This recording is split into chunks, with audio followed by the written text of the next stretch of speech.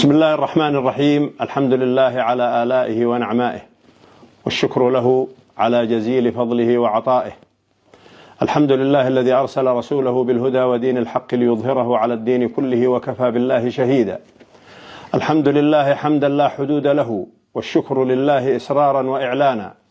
أما بعد، فنزف إلى جميع المحبين في مشارق الدنيا ومغاربها نبأ وبشرى خروج فضيلة الوالد حفظه الله وعافاه من السجن بعد 3 أشهر وعودته إلى منزله في مدينة الرياض. فنحمد الله سبحانه حمدا كثيرا طيبا مباركا فيه كما ينبغي لجلال وجهه وعظيم سلطانه، فنعماؤه سبحانه علينا عظيمة وفضائله كريمة جسيمة. وبعد حمد الله سبحانه نشكر كل من وقف معنا في تلك المحنة الأليمة، ونشكر كل من أسهم في خروج فضيلة الوالد ولو بالكلمة، ودعا وكتب ونشر وبين منهج فضيلة الوالد سواء من الجانب الرسمي أو غيره في المملكة العربية السعودية أو في الجمهورية اليمنية أو في غيرها، سواء عرفناه أو لم نعرفه. فللجميع منا كل الشكر والتقدير والعرفان والدعاء ألا يريهم الله عز وجل في أنفسهم أو أهليهم أو محبيهم سوءا أو مكروها. وهنيئا للوشاة المفترين والحاقدين الحاسدين الولاغين في أعراض أهل العلم الناصحين الصالحين المعتدلين المتوسطين.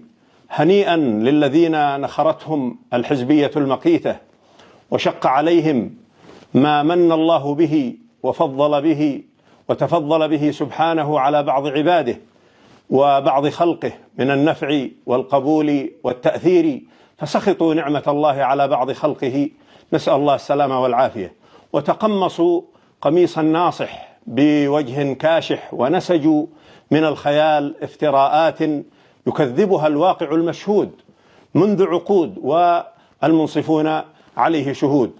وسرعان ما يبعد شعاع الشمس دياجير الظلمة ويبددها، ويبزغ الفجر وتبزغ فجر الحقيقة كما يقول الله سبحانه: وقل جاء الحق وزهق الباطل إن الباطل كان زهوقا. هنيئا لأولئك ما هم فيه من الغيظ الغير المبرر ومن الكبت الذي جلبوه لأنفسهم، وهم في حال في الحقيقة نشفق عليهم، ونسأل الله عز وجل أن يهدينا وإياهم وأن يعافينا مما ابتلاهم به، ونحمد الله سبحانه أن عافانا مما ابتلى به كثيرا من الناس.